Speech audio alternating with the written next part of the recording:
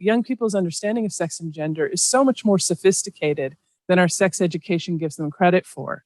So we imagine, I think sex education fundamentally has this idea that, its job is to educate young people out of homophobia, educate them out of transphobia and into these more tolerant stances and inclusive stances, where in fact, our research shows that young people, even if they don't themselves identify as LGBTQ, they have important relationships with queer and trans people. They have uncles and aunts or a pastor or a neighbor, or they watch TV or they, listen to music by queer artists. And so the idea that schools are responsible for giving young people information about sexuality and gender especially seems really backwards.